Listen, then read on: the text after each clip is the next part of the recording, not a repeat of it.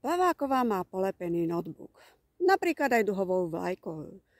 Keby sme mali iba tento problém, práve teraz. A Huliak sa vyjadril, vieme ako. A vy ste im za to opäť na to skočili. Sústreďujete svoju pozornosť zase, raz a znova na nepodstatu. A oni si zatiaľ pozadí schvaľujú, ako vás oškubu. Znitých jablk veru dobrý koláč neupečiete. A to, čo sa nachádza vo vláde, z ich vnútra, vyžaruje aj k nám, do našej spoločnosti. Nároky na verejných činiteľov pri voľbách sú stále nižšie, nižšie a nižšie. Pred parlamentnými voľbami tá Huliak vyjadril. Ak to bude potrebné, ja sa spojím aj s Matovičom. Ale ja sa tam dostanem. Myslela som si, že Matoviča nikto neprekoná.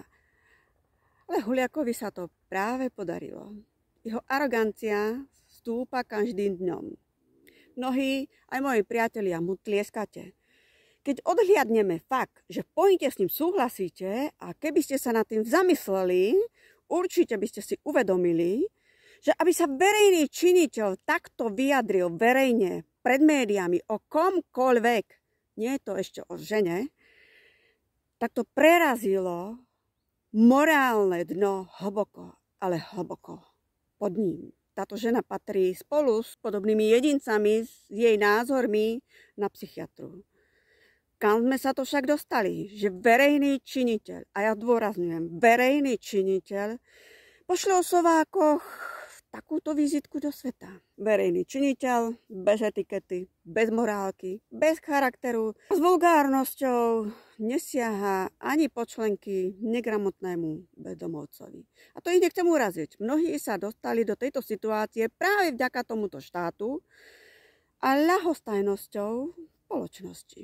Tu zlyhalo nielen od ministerstva školstva vzdelania, ale milí rodičia, predovšetkým výchova. Skutočne chceme, aby toto vyrástlo z našich detí. Rodná zem je veľmi krásna. Ak bude nadalej ľahostajný, napríklad aj voči baterkárni v Šuranoch, ničia nám našu vodu, pôdu, vzduch.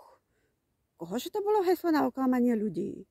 Ak si myslíte, že sa vás to netýka a že chemická továreň bude poznať hranice okresu ako COVID, takisto nastali škody pri nezákonnom vynúcovaní nosenia rúšok. Ak nám chcete pomôcť, poprosím, prispejte na transparentný účet spolu s komisárom pre ľudské práva. Chceme v tomto boji pokračovať, nemáme na to však dostatok finančných prostriedkov. Nechceme, aby sa to už opakovalo. Ďakujeme.